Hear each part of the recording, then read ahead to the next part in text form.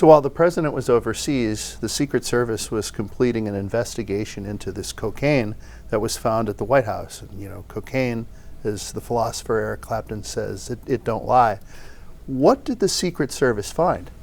I know, there's never a dull moment here or abroad. So basically, they sort of found nothing, to tell you the truth. They've had sort of 10 days to do this investigation after a substance was found in sort of near a visitor entrance to the White House and the West Wing in particular.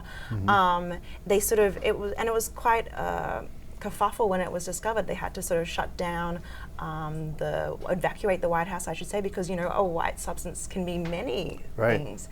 Welcome to Reporter's Notebook, where we talk to the Washington Examiner's top journalists about the stories breaking on their beats. I'm Jim Antle. I'm joined today by White House reporter Naomi Lim. Naomi, the president has been to the NATO summit. It was a long foreign trip. Do people think this was a successful trip? I think that Biden can come away with a W from this trip. I think one of the things that was a surprise to everyone is that Turkey lifted its block on Sweden joining NATO, which, even a few days before they were sort of saying that, Turkey wanted entry into the EU, which just raised another requirement as opposed to already criticisms they had with Sweden, sort of being what they say is terrorist sympathizers in terms of their work with the Kurds. And I think that lifting that was a surprise. I mean, we're still figuring out what was said behind closed doors in terms of what, greased up that deal, whether it was like F-16s, which is potentially a deal that will get gummied up by Congress. We've seen even Democrats, such as Senator Bob Menendez, has already sort of couched his support in terms of needing further discussions with the administration.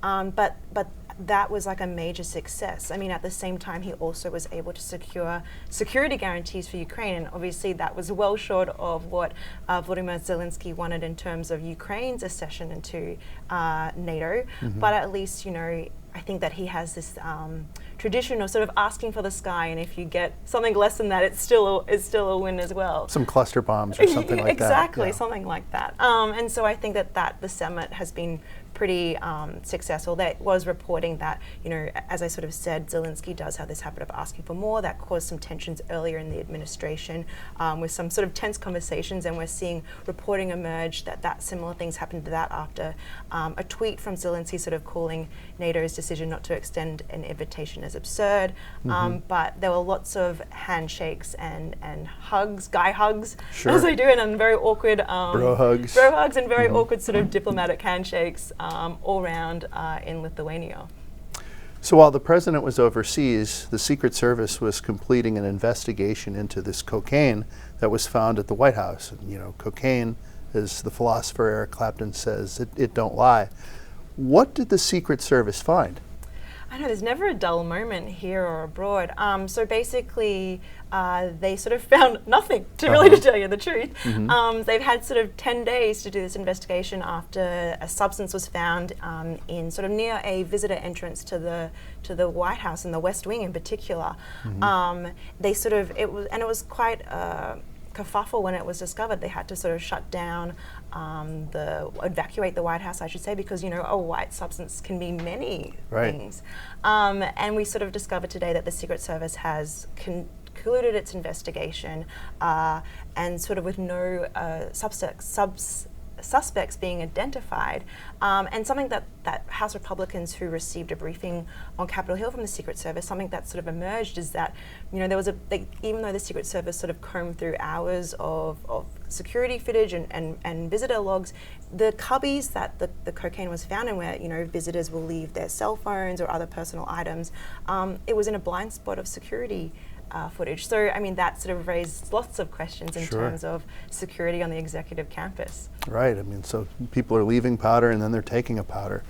So the inflation numbers, in a more positive, perhaps, set of news for the White House, the inflation numbers have started looking pretty good. Joe Biden is trying to promote Bidenomics as a successful policy over the course of his re-election campaign. Does this put him in a stronger position? Look, it doesn't put him in a worse position. Sure. So we had an inflation report that came out that sort of said inflation was, down dramatically from last year's high of 9%.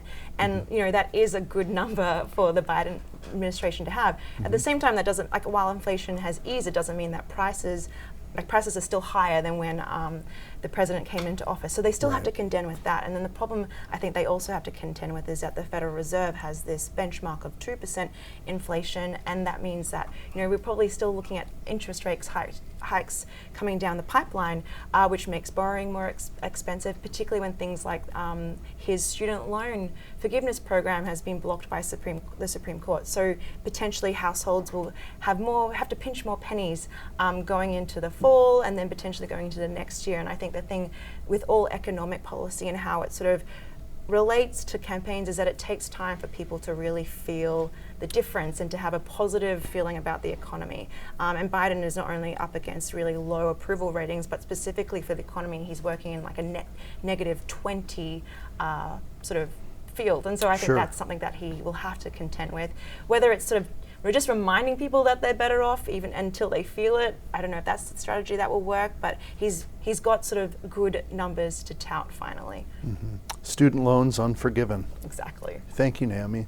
You can read Naomi and the rest of our political team's coverage at washingtonexaminer.com.